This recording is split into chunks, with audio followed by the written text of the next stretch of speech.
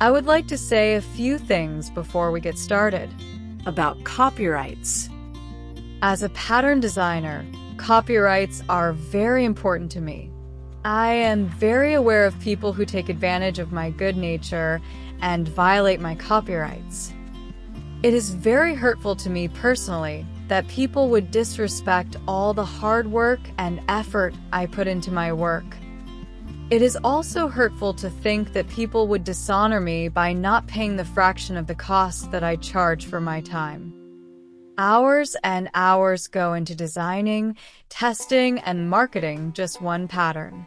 If I were charging by the hour, that effort would be worth hundreds of dollars, so why a pattern should be free, unless I market it that way or give it away as a gift, is beyond me. I say all of that to say this. I will never, ever disrespect another pattern writer's copyright.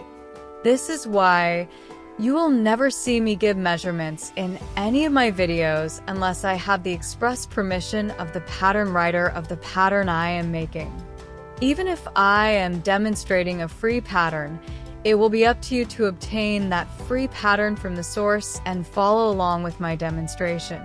By doing so, I not only protect and respect the pattern writer's efforts and copyrights, but also protect myself from legal and moral liability. This is why you will constantly hear me telling you to refer to the pattern. The writer of this particular pattern book did not specifically write the patterns for all of the blocks contained in this book. Many of the block patterns found here are old patterns that can be found through many legitimate free sources. However, her pattern is a book that contains all of the blocks that are necessary to assemble the quilt that she has designed, thus making it her pattern and protected by her copyrights. And as such, I will respect her efforts. If I write a pattern using a block such as a sawtooth star block, the block can be found many places, both free and paid. However, how I arrange that block into a quilt will make it my pattern. If I choose to market said pattern, is my choice and protected by copyright laws.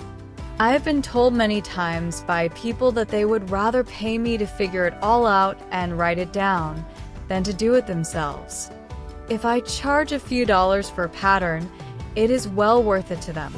I have written a pattern with one of the blocks in this week's tutorial, antique tiles, in a different size. That one block arranged in different ways makes a beautiful quilt. Figuring out how many blocks in a particular size and the amount of fabric needed of each part of the quilt is called the quilt math. This is the part that confounds most people and what those purchasing the pattern depend on us, the pattern writers, for more than anything else. We can typically look at a quilt and figure out how it was made, but doing the math is what makes the pattern worth purchasing. I am also reaching out to any and all other pattern writers who I know and those I will never know to let you know that I will always respect your efforts as a designer. If I purchase your pattern, it is not because I could not have written the pattern myself, but because I respect your efforts. If I choose to do your pattern on a video, I will make every effort to protect those efforts, as I hope mine will be. I believe in the golden rule. Do unto others as you would have done unto you. I live by this rule. If a designer offers me their pattern free to do on a video series, I will continue to respect those rights. I respect not only the designer and publisher of such patterns, but also, and perhaps most importantly, my own personal integrity. I love free as much as anyone does, but I grew up knowing the value of putting in the effort and that my effort is worth being paid for.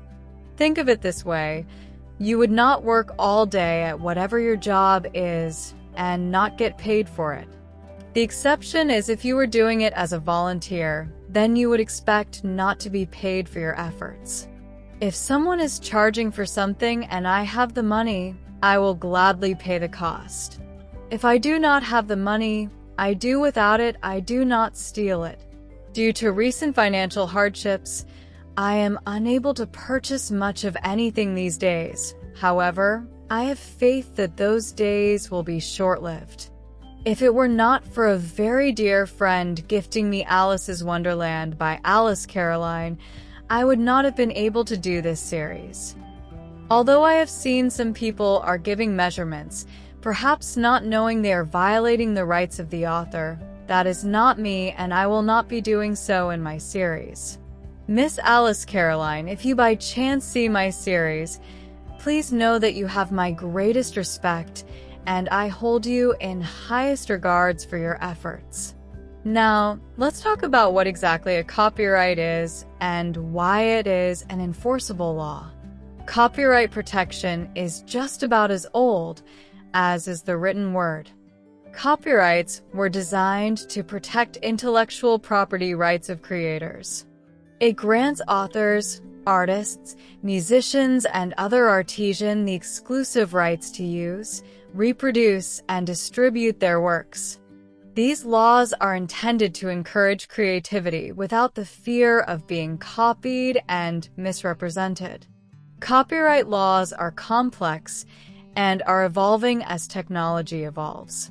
In a nutshell, though, if something is copyrighted, you may not copy it, sell it, or give it away without the express permission of the author.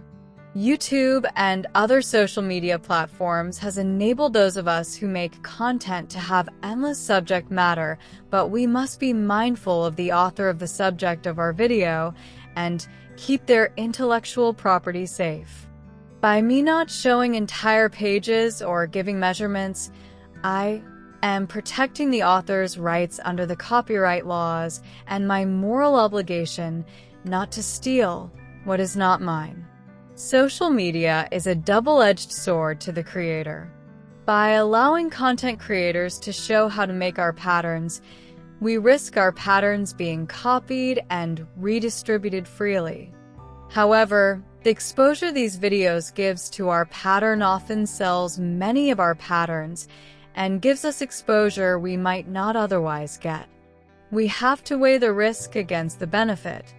Plagiarism is a close cousin to copyright violation. Plagiarism is the copying of another person's work and claiming it as your own work. You may be more familiar with this term from school if you were ever accused of copying off of someone else or using direct, word-for-word copying of content in a paper you write without attributing that content to the original author and providing reference to that work. Enough said about why I do not give the measurements. Let's get on with the pattern.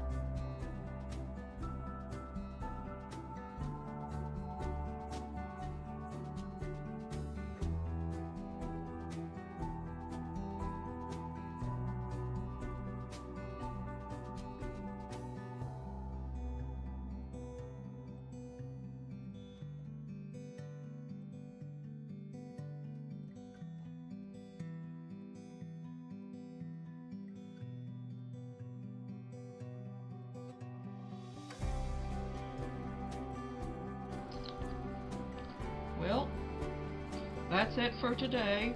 So I'm going to say, be blessed, less stressed, and pet some fabric today. See you later.